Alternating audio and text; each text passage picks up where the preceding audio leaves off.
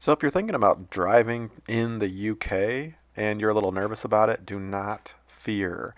I recently took a trip with my wife to England for 6 days, and for 48 hours we rented a car, and I was, to be honest, quite terrified of the whole ordeal leading up to the trip. I had several nights of anxiety, sleeplessness. I had never driven in a country outside of the United States other than Canada before. So this idea of driving on the opposite side of the road, as well as a steering column and whatnot being on the right hand side of the vehicle, was pretty terrifying. So I wanted to make this video to kind of show you, give you a first-hand experience what it feels like, and also share a few tips with you.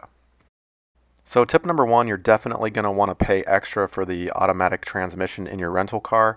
You're going to be stopping and starting a lot. You don't want to be messing around with shifting with your opposite hand than what you're used to as you approach intersections and whatnot. So highly recommend it, automatic transmission.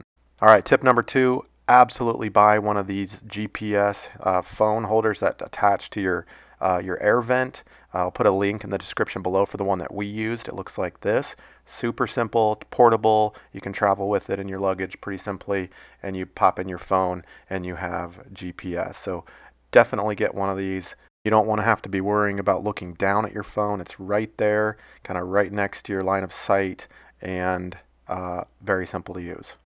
All right, next tip, definitely take the motorways versus the A roads.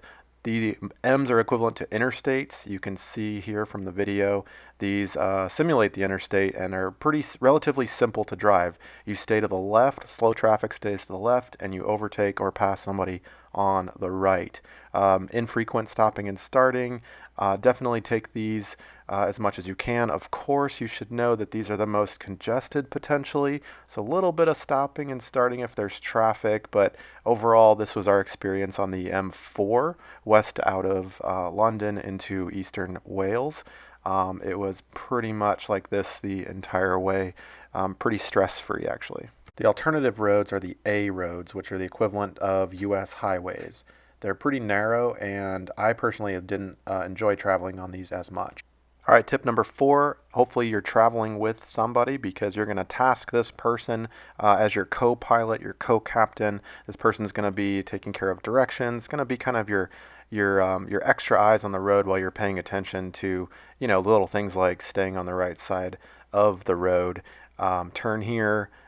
In 3 blocks, you're going to turn left. So give your co-captain some responsibilities to help you out. My wife was this person, and I couldn't, I think traveling by yourself would have added an extra layer of stress. If you are traveling by yourself, a strategy that I thought about and actually did one time while I took the vehicle out by myself was just speaking out loud. It sounds kind of ridiculous, but make sure you tell yourself stay left, stay left, stay left as opposed to right.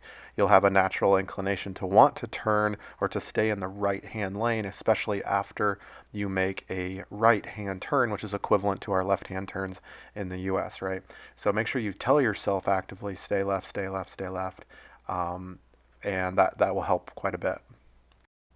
All right, next tip, just go slow. Take your time. You might have some people pushing you from behind, but overall I found British drivers to be incredibly respectful, and they didn't tailgate, generally speaking, and they might have come up on you quickly, but then they kind of back off once they realize that, hey, you're going slow, and there's not a lot of room to overtake or pass on these narrow roads, some of them, of course. So just take your time and don't give in to the pressure to have to go fast, because that's when you put yourself in danger. And that's about it. On the other side of our trip, I have absolutely no regrets. I would definitely rent a car again. It was really pleasant, overall positive experience, and it really allowed us to get off the beaten track and away from public transportation to explore some rural parts of the country that we wouldn't have otherwise been able to see. We experienced the interstate, the highway equivalents, and even got into some pretty rural areas as well. So highly recommend it, and I hope this video has helped you a little bit, build some confidence. Give it a try. Don't think you'll regret it. Thanks so much. Hope this video has been helpful.